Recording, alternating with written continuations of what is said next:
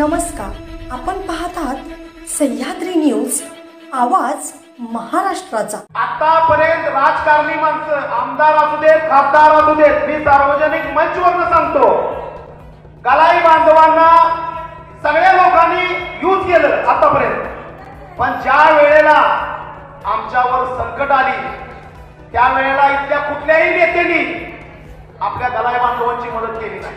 आम्ही संघटन बनवलं, कोरोनामध्ये अजित भैयांनी गाड्या भरभरून आपल्या गावाकडे पाठवलं। मी स्वतः केंद्रीय मंत्र्यांच्या बरोबर बोलून आम्ही आपली माणसं आपल्या या जन्मस्थळाच्या मातीमध्ये पाठवली, ट्रेना भरभरून आम्ही पाठवले। त्या लोकांनी आमची मदत केली, पण आपल्या स्थानिक नेत्यांनी सुद्धा मदत केली नाही। आताच्या या वर्ष दीड वर्षामध्ये आम्ही सर्व गलाई बांधवांना म्हटलं, आतापर्यंत आपल्याला सर्वांनी यूज केलंय, आता आपण बी त्यांना यूज करूया ना। ते मुलगा मोठा झाल्यानंतर बापी जवान होतो, तर मामा या मंचावरून मला असं म्हणायचं, नुसता मुलगाच नव्हे, संपूर्ण देशभरातील गलाई बांधव ही तुमची मुलं आहेत, त्यांना तुमचा आशीर्वाद असाच राहू द्या। जोरदार टाळ्यांच्या गजरात सकट मामांचं स्वागत। आज आपण घाट माथ्यावरील या कार्यक्रमामध्ये सर्वजण उपस्थित झाला। आमच्या संघटनेचे राष्ट्रीय पदाधिकारी इथे आले, मी सर्वांची नावं घेत नाही कारण का वेळेचा अभाव आहे, भरपूर वेळ झाला, कार्यक्रम चालू आहे। आमचे प्रतिभाव उत्तर प्रदेशमध्ये असतात ते बी आले, पोपटशेडी यादव पंजाबमध्ये असतात ते बी आले, आणि तुमच्या या घाट माथ्यावरचा वाघ कलकत्ता येथून अजित भैया, ज्यांनी या संघटनेला बनवण्यासाठी फार मोठी ताकद आम्हाला पश्चिम बंगालमधून दिली, आणि आज माझा सीना जशी छाती 56 इंचाची असते ती आज 58 इंचाची मला इथं महसूस झाली, कारण का मामांच्या विषयी आज मामाने त्यांचा संघर्ष, माझं बोलणं भरपूर होते पण एवढा संघर्ष मला माहित नव्हता, इथं आल्यानंतर त्यांच्या भाषणामध्ये मला समजला। एवढा मोठा संघर्ष करून हा व्यक्ती एवढा पुढे गेला, 65 एकर जमीन मामाने तिथे घेतली, आणि ज्या वेळेला सरकारनं हॉलमार्क सेंटर आणलं नव्हतं त्यावेळेला सरकारच्या या हॉलमार्क सेंटरच्या अधिकाऱ्यांच्याकडे जाऊन मामाने हॉलमार्क सेंटर लावा आणि मी लावतो, माझी तयारी आहे, अशी तयारी करून ते गेले होते। त्यांच्यासाठी पुन्हा एकदा जोरदार टाळ्या। आता आपल्याला सांगायचं म्हणजे आपला हे 3 जिल्हे अत्यंत दुष्काळी भागाचे, आणि आपल्या माणसांना रोजगार सुद्धा मिळत नव्हता। अशा परिस्थितीमध्ये आपल्या लोकांनी आपल्या मुलांना परराज्यामध्ये पाठवलं। आमच्या गलाई बांधवांच्या वरती अनेक प्रकारचे एवढी मोठी संकट येत गेली, त्या संकटांना मात देत या दुष्काळी भागाचं नंदनवन करण्याचं काम कोणी केले तर आपल्या गलाई बांधवांनी केले, आणि अजून गलाई बांधव आपल्या या मातीचं, ज्या मातीमध्ये आपण जन्म घेतलेला आहे त्या मातीचं काहीतरी देणं लागत आहे, म्हणून आपल्या मातीला कोणीही विसरलेला नाही। तिकडे करोडाचा व्यापार जरी असला तरी आपल्या गावाला, आपल्या मातीला, आपल्या गावातल्या भावकीतल्या माणसांना, आपल्या पाहुण्या पहिला कोणीही विसरलेला नाही, आणि हाच आशीर्वाद वडीलधाऱ्यांचा घेऊन आम्ही चालत आहे। युवा पिढीला आम्ही नेतृत्वाला पुढे बोलवत आहे, आणि सर्वांना माझी अजून विनंती आहे, या घाट माथ्यावरून मी सर्वांना, सर्व वडीलधाऱ्या लोकांना मी सांगतो की आपल्या मुलांना परराज्यामध्ये व्यापार करत आहे तर त्या मुलांना तुम्ही मार्गदर्शन द्या। तुमचं मार्गदर्शन कुठं कमी पडत असेल, आम्ही वयाने लहान आहे, आम्ही काय लय मोठा आहे म्हणून म्हणत नाही, पण विजय शेठ असतील, विजय शेठ सूर्यवंशी कलकत्त्यामध्ये फार मोठा बिझनेस आहे, त्यांच्याकडून सुद्धा आपल्याला मोलाचं मार्गदर्शन घेऊ शकतो, आणि मामांचं मार्गदर्शन आपण घेऊ शकतो। आणि आज आमच्या या कार्यकारिणीतून एक मी घोषणा करतो की मामांचं मौल्यवान मार्गदर्शन संपूर्ण देशभरातील आणि विदेशातील गलाई बांधवांना पाहिजे, म्हणून आमच्या सर्व कार्यकर्त्यांना कमिटीने आमच्या मला विनंती केली की मामांचं नाव आज जाहीरपणे सांगतो की आमच्या अखिल भारतीय मराठी व्यापारी असोसिएशन मध्ये मार्गदर्शक म्हणून नियुक्त करत आहे. मामांचं मार्गदर्शन ही तुमच्या सगळ्या युवा पिढीच्या मुलांना आणि आमच्या सर्व कलाई बांधवांना मिळणार याची मी खात्री करून मामांना एक छोटीशी जिम्मेदारी मी देत नाही, पण आपल्या सर्व कलाई बांधवांच्या तर्फे तुम्हाला एक जिम्मेदारी ही तुम्ही खुशीने घ्यावी आणि आम्हाला मार्गदर्शन द्यावं हीच विनंती मी करत आहे मामा. आता मी आपल्या बिझनेस बद्दल सांगायचं म्हणलं एक 5-10 मिनिटं वेळ लागेल, पण मला आज इथं का बोलायचं आहे. आतापर्यंत राजकारणी माणसं आमदार असू देत खासदार असू देत मी सार्वजनिक मंचवरनं सांगतो कलाई बांधवांना सगळ्या लोकांनी यूज केलं आतापर्यंत, पण ज्या वेळेला आमच्यावर संकट आली त्यावेळेला इथल्या कुठल्याही नेत्यांनी आपल्या कलाई बांधवांची मदत केली नाही. आम्ही संघटन बनवलं, कोरोनामध्ये अजित भैयांनी गाड्या भरभरून आपल्या गावाकडे पाठवलं. मी स्वतः केंद्रीय मंत्र्यांच्या बरोबर बोलून आम्ही आपली माणसं आपल्या या जन्मस्थळाच्या मातीमध्ये पाठवली, ट्रेना भरभरून आम्ही पाठवली. त्या लोकांनी आमची मदत केली, पण आपल्या स्थानीय नेत्यांनी सुद्धा मदत केली नाही. आताच्या या वर्ष-दीड वर्षामध्ये आम्ही सर्व कलाई बांधवांना म्हटलं आतापर्यंत आपल्याला सर्वांनी यूज केलंय, आता आपण बी त्यांना यूज करूया ना. आता आम्हाला यूज करायची वेळ का आली. आता आमचा धंदा आमचा संपुष्टात आलेला आहे. गलाईचा व्यवसाय हा 100% 20% राहिलेला आहे आणि त्या धंद्याला केंद्राची कुठल्याही पद्धतीची प्रकारची कुठलीही मान्यता नाही. मान्यता नसल्यामुळं आमचा धंदा संपत आलेला आहे. मला बऱ्याच आमदार खासदारांचे फोन आले की अनिल शेठ तुमच्या कलाई बांधवांना सांगा मला मतदान करायला. मी सार्वजनिक या मंचावरून सांगतो त्यांना मी एकच विनंती केली.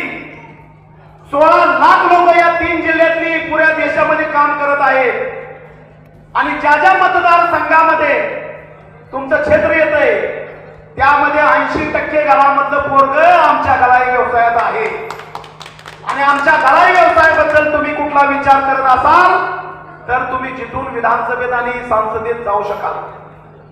त्या लोकांनी सुद्धा आम्हाला आश्वासनं दिली. आम्ही आश्वासनं अशी घेतली नाही. आम्ही आश्वासन का घेतली आणि कशी घेतली हे मी सांगतो. आम्ही आश्वासन अशी घेतली, केंद्र सरकारमध्ये गेल्या वर्षीपासून मी 16 ते 17 खासदारांची पत्र घेतले. त्यांना आपल्या धंद्याविषयी सगळ्या गोष्टी समजावून सांगितल्या. आपल्या धंद्याला कुठेही लघु उद्योगचा दर्जा नाही, छोट्या छोट्या रिफायनरीचा दर्जा नाही, छोट्या भट्टीचा दर्जा नाही. आम्ही सरकारच्या समोर आणून दिलेला आहे, पण सरकारच्या समोर मांडत असताना संसदेत आणि विधानसभेत आपल्या कलाई बांधवांचं प्रतिनिधित्व करणारी माणसं नव्हती. पण आता काही लोकांनी आम्हाला आश्वासन दिले की कलाई बांधवांच्या ज्या ज्या अडचणी आहेत त्या आम्ही प्रामुख्यानं केंद्र सरकारच्या मंत्र्यांच्या पुढे मांडणार आणि त्यासाठी मीच नव्हे तर आमच्या प्रत्येक राज्याचे प्रत्येक जिल्ह्याचे पदाधिकारी आतापासून कामाला लागलेत आणि येणाऱ्या फेब्रुवारीमध्ये महाराष्ट्र सरकारचे आपले आता नवनिर्वाचित मुख्यमंत्री उपमुख्यमंत्री सन्माननीय आपल्या क्षेत्रामधील आमदार असतील, पूर्व आमदार असतील, पूर्व खासदार असतील, आताचे विद्यमान खासदार असतील, या सर्वांच्या मदतीनं आपण महाराष्ट्र सरकारला घेऊन जाऊन केंद्र सरकारमध्ये आपल्या मागण्या मान्य करण्यासाठी विनंती करायच्या. त्या विनंतीसाठी एक भव्य कार्यक्रमाचं आयोजन केलेलं आहे दिल्लीमध्ये. तर त्या दिल्लीच्या कार्यक्रमाला आजपासूनच आपण कलाई बांधव वडीलधारी लोक जेवढी बी आहेत त्या आजपासूनच आपल्या मुलांना सांगा, आपल्या भावांना सांगा, आपल्या मेहुण्यांना सांगा, आपल्या जवळच्या पाहुण्यांना सांगा. 2 दिवस पूर्ण देशातील कलाई बांधवांची दुकानं बंद ठेवायची. त्याचं कारण असं आहे, आज कुठल्या मंडीमध्ये आपल्या माणसाला, आता मामाचंच उदाहरण देतो, मामा ही एका निष्ठेने इमानदारीने राहिले म्हणून त्यांना त्रास झाला नाही, पण आपल्या लोकांनी ज्या त्या मंडी दिल्लीमध्ये प्रॉपर्टी खरेदी केल्या, मोठा व्यापार केला, तर तिथल्या स्थानिक व्यापाऱ्यांनी आपल्या लोकांना अडचणीत आणायचं काम केलेलं आहे आणि त्यांना पाठिंबा कुठं सुद्धा मिळाला नाही. आता संघटनेच्या माध्यमातून आम्ही कुठेही काही त्रास झाला तर आम्ही तिथल्या जिल्हाध्यक्षाला फोन करतो, प्रदेशाध्यक्षाला फोन करतो आणि 10-20 जण जातात. उदाहरणार्थ किरण भाऊ बोलले असतं तर किरण भाऊनी सांगितलं असतं गुजरातमध्ये बरेच घटना झाली. किरण भाऊ म्हणले अनिल भाऊ तिथं फोन करायला लागतोय. कुणाला फोन करायला लागतोय? अधिकारीच. अधिकारी मला ओळखत नाही. मी म्हटलं अधिकारी तुम्हीच म्हणायचं, अधिकाऱ्याला तुम्ही जायचं आणि त्याला सांगायचं आता जिल्ह्याचं संघटन आलंय आणि तुम्ही जर नाही ऐकलं तर राज्याचं संघटन येईल, त्याने जर नाही ऐकलं तर पुऱ्या देशाचं संघटन तुमच्या इथं येऊन आमच्या लोकांवर जी तुम्ही गुन्हे दाखल करता 411 मध्ये आणि आमच्या लोकांना फसवण्यात येतं कारण का आपण बाहेर येऊन व्यापार करतो तिथं. तर या संदर्भामध्ये मी बऱ्याच राज्यांच्या डीजीपी बरोबर बोललेलो आहे. बऱ्याच ठिकाणी आम्ही बोललो. ज्या ठिकाणी किरण भाऊ तिथं गेले, किरण भाऊनी 15 लोक नुसती गोळा केली तर त्या 15 लोकांना दबून 5 मिनिटाच्या आत त्यांचं पोरग त्या पोलीस स्टेशन मधून सोडून दिलं. तर हीच तुमची मोठी ताकद आहे आणि हीच ताकद आपल्या देशाच्या राजकारणामध्ये आणून, राजकारणामध्ये का आणायचे? राजकारणामध्ये आणल्याशिवाय आपल्याला काय मिळत नाही आणि ह्या राजकारणी लोकांना संघ घेऊन आपल्याला केंद्र सरकारमधनं आपल्याला ही लघु उद्योगचा दर्जा घ्यायचा आहे, आपल्या छोट्या छोट्या रिफायनरीला दर्जा मिळवून द्यायचा आहे आणि गलाई बांधवांच्या भविष्यासाठी आणि त्यांच्या वाढीव व्यापारासाठी कुठेही कसलीही अडचण आली तर त्या अडचणीला समोर जायला मी आणि माझी सगळ्या देशातील पदाधिकाऱ्यांची टीम ठामपणे उभा आहे. त्यामुळे दिल्लीच्या कार्यक्रमाला 2 दिवस दुकान बंद एवढ्यासाठी करायचे आहे की त्या मंडीतल्या लोकांना तिथल्या वाटणार की परदेशी लोक आपल्यापाशी व्यापार करत होते, यांचं एक संघटन असं बनलंय, मजबूतीनं बनलेलं आहे. तर या संघटनेची दिल्लीमध्ये देशाच्या राजधानीमध्ये मीटिंग आहे आणि त्यामध्ये 20 ते 25 मंत्री केंद्रातले आणि आपल्या महाराष्ट्रातले असतील. आतापासूनच आम्ही त्याच्यावर फोकस चालू केलेला आहे. त्यावेळेला प्रत्येक मंडीतल्या व्यापाऱ्यांना समजेल की आता यांच्या नादाला लागायचं नाही, आता यांच्याकडून व्यापारिक फायदा घ्यायसाठी यांच्या संघ प्रेमाचं संबंध बनवलं पाहिजे. याच्यासाठी आपल्याला प्रयत्न करायचे आहेत आणि जेवढे प्रयत्न आम्हाला करता येतील तेवढं आम्ही करतो.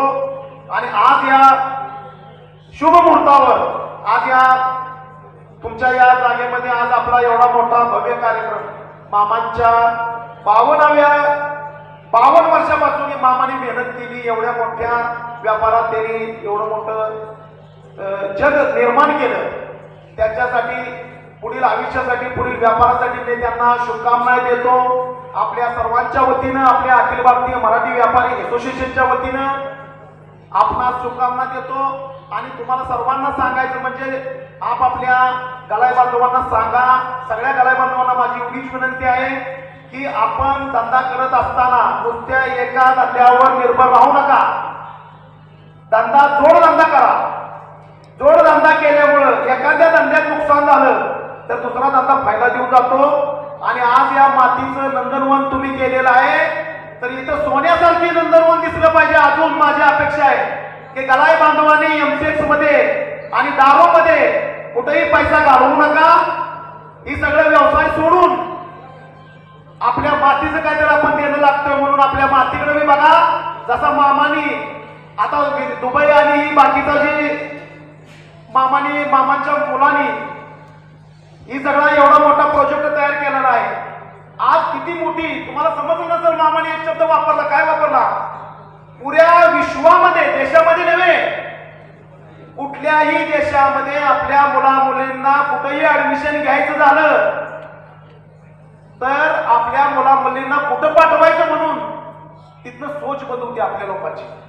जिथं सोच बंद होईल त्यांनी मामाला फोन करायचा आणि त्यांना सांगायचं की माझी मुलगी मी अमेरिकेला पाठवत आहे आणि अमेरिकेत माझ्या मुलगीचं ऍडमिशन मामाने केलंच पाहिजे. आणि तुमच्या सगळ्यांच्या वतीनं मी मामाची रिक्वेस्ट करतो, नुसत्या तिकटीमध्ये 20% नको आहे आम्हाला. ज्या वेळेला तुम्ही प्रयत्न करशील त्यावेळेला तिथल्या ऍडमिशनची जेवढी फीज असेल त्यात सुद्धा डिस्काउंट पाहिजे आम्हाला. आणि ही प्रयत्न भयाने करावा ही माझी विनंती आहे.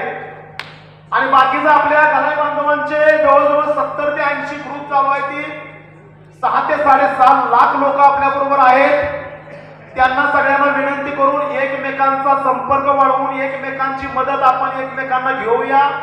मी सुद्धा माझ्याबद्दल मी काही जास्त सांगत नाही, पण मी मनुक्याचंच काम तासगाव मध्ये माझं आहे. पण मी प्रत्येक गराई बांधवांना सांगतोय, इथं 150 रुपये किलोचा मनुका तिथं 500 रुपये विकतोय. त्याचा धंदा चालत नसेल त्याने मामाची बी राय घ्या आणि मनुक्याचं काम करा, द्राक्षाचं काम करा. आणि इथं तुमच्या भागामध्ये डाळिंबचं काम आहे, बाकीचं फळबागा भाज्याचं काम आहे, ते काम करा. आणि नंबर 1 मध्ये काम करा, सरकारला टॅक्स द्या.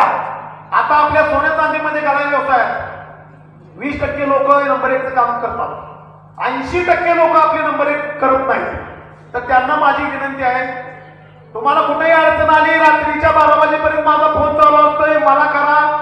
आपली संघटनेचे कमीत कमी 10 ते 12 माणसं असे आहेत, त्यांना इन्कम टॅक्सची भरपूर मोठी माहिती आहे. सर्वांनी आपापलं रजिस्ट्रेशन बनवा, सर्वांनी 1 नंबरचा टॅक्स द्या. ज्या वेळेला तुम्ही सरकारला टॅक्स द्यायला जाशीला त्यावेळेला सरकारच्या नजरेमध्ये तुम्ही 1 नंबरचा प्रतिष्ठित व्यापारी म्हणून तुम्ही त्याच्या समोर जाऊ शकता. आणि आता जीएसटी नसताना किंवा नंबर 1चा बिझनेस नसताना आपण कुठल्याही पद्धतीचा कुठल्याही अधिकाऱ्याच्या समोर जाताना आपण ज्या हक्कानं बोलू शकतो तो हक्क आपल्या आवाजामध्ये नसतो. त्यामुळे 1 नंबरचं काम करा. आणि अशा पद्धतीनेच गराई व्यवसायातनं नवीन नवीन निर्मिती निर्माण व्हायला लागल्या. एकामेकांचा आशीर्वाद घेऊन कलकत्त्यामध्ये बरेचसे जे लोक आहेत, ज्वेलरीचा फार मोठा व्यवसाय आहे. आमच्या उत्तर प्रदेशमध्ये कुणाचाही व्यवसाय ज्वेलरीचा नाही. आणि कलकत्त्यामध्ये मी बघितलं फार मोठा व्यवसाय. आता मामा दुबईला गेलते तर मी बी दुबईला गेलतो मागल्या 2-3 महिन्या पाठीमागं. त्या दुबईमध्ये तुमच्या या क्षेत्रातली माणसं जशी मावकी आपली बसते तशी तिथं बसतील संध्याकाळची. दुबईमध्ये एवढी लोक आहेत. तर जोडधंदा करा. मामांचं मार्गदर्शन आम्हाला लाभले. आज मामा तुमचा आम्ही जनस्पर्श करून आभारी आहे की तुम्ही एवढं मोठं 52 वर्ष देऊन आज तुम्ही आम्हाला तुमच्या कार्यकिर्दीमध्ये जी काय निर्माण केलं ते ऐकायसाठी आणि तुमचं मार्गदर्शन ऐकायसाठी आम्हाला बोलवलं. आम्ही तुमचा मनापासून आभारी आहे. आणि सर्वांनी उपस्थित राहिलेल्या मंडळींचा मी आभारी आहे. आमच्या प्रामुख्यानं पदाधिकारी आमचे अखिल भारतीय मराठी व्यापारी असोसिएशनचे बसले आहेत, त्यांचे मी कुणाचेही नाव घेतलेलं नाही, पण तुमचा मी मनापासून मी आभारी आहे. आणि प्रामुख्यानं आपले पत्रकार बंधू आहेत. काही लोक आपल्या ग्रुपमध्ये मला कमेंट करतात की पत्रकारांच्या न्यूज भरपूर येतात, पण हे बी आपलं एक अंग आहे. आज इथं कार्यक्रम चाललाय, इथं एक 500 माणूस ऐकताय, पण हा कार्यक्रम उद्या सकाळी या पत्रकारांच्या माध्यमातून लाखो लोकांच्या घरी पोहोचतोय. आपण काय करतोय, आपलं कर्तव्य काय आहे, कर्तव्यनिष्ठ काय आहे, आपण कशा पद्धतीनं पुढे जायचं किंवा आपण काय केलेलं आहे, ही सगळं काम आपलं घरोघरी पोहोचवायचं काम कोण करतात. तर जोरदार टाळ्यांच्या आवाजात पत्रकारांचं आपलं स्वागत. आणि आता आपल्या सर्व माता भगिनी आणि वडीलधारी आपले आहेत त्यांना मी एवढंच सांगू इच्छितो की आपापल्या मुलांना आपल्या गराई बांधवांना आपल्या गराई क्षेत्रामध्ये जेवढी लोक आहेत त्यांना सांगा की जोडधंदा करा. मामांच्या सारख्या व्यक्तिमत्वाचं मार्गदर्शन घ्या. आणि इथून पुढे आपल्या या संघटनेला तुमच्या सर्वांचं पाठबळ पाहिजे. आणि मला पाठबळ मिळालं तर माझा इथं आवाज जेवढा निघतोय त्याचा डबल आवाज मी दिल्लीमध्ये काढणार आहे. आता मी ताईला म्हणलो, ताई मला म्हणली मला बोला येत नाही, मी कधी बोलली नाही. तुम्ही इथं सुरुवात करा, तुमचा आवाज दिल्लीपर्यंत आम्हाला पोहोचवायचा आहे. त्यामध्ये आम्ही तुम्हाला ताई सांगतो, हिमाचल प्रदेशचं आमचं संघटन सगळ्यात अगोदर पहिला ग्रुप त्यांनी बनवला. सगळ्या फॅमिली सगळ्या लेडीजचा ग्रुप बनवला. तर हिमाचल प्रदेशच्या आमच्या संघटनेनं संपूर्ण गराई बांधवांच्या लेडीजचा ग्रुप बनवला. त्यात तुम्हाला मी उद्या ऍड करायला सांगतो. आणि तुम्ही बी एक जिम्मेदारी घ्या देश पातळीची. आणि तुम्ही युवा पिढीचं काय बघू नका, महिलांच्यासाठी सगळ्यात मोठं आपल्याला अपयश कुठे मिळतंय. आज आपला गराई बांधव ज्या वेळेला परदेशात राहत असतो आणि ज्या वेळेला त्याच्या लग्नाबद्दल चौकशी कराय गावाकडे लग्नाच्या मुलीच्या गराई बांधवांच्या मुलीबद्दल लग्नाची स्थळं आपण ओळखतो, त्यावेळेला आपल्याला चुकीच्या माहिती येतात आणि कुठेतरी आपला माणूस फसतो. आणि लग्न झाल्यानंतर पुन्हा डिवोर्स पुन्हा अनेक बऱ्याचशा अडचणी होतात. तर अशा अडचणी विट्याच्या सविताताई जी त्या बी मदत करतात आम्हाला. कुठं आम्हाला अडचण असेल आम्ही त्यांना सांगतोय. पण आता त्यांना आम्ही सांगणार आणि तुम्हाला बी आम्ही सांगणार. आमची एवढीच या मंचावरून तुम्हाला विनंती आहे की कुठेही आमच्या गराई बांधवांच्या मुलींच्यासाठी आणि आमच्या महिलांच्यासाठी कुठं अडचण आली तर तुम्ही मोठ्या मनानं त्यांना आशीर्वाद देण्यासाठी थोडं मौल्यवान टाइम देवावं एवढीच माझी विनंती आहे. आणि जास्त न वेळ घेता मी एवढंच बोलून माझं 2 शब्द संपवतो. काही आमच्याकडनं चुक्या झाल्या असतील तर आम्हाला लहान म्हणून माफ करा आणि मामांच्या सारख्या व्यक्तिमत्वाला महत्व द्या. एवढंच बोलून मी माझं 2 शब्द संपवतो. जय हिंद, जय भारत.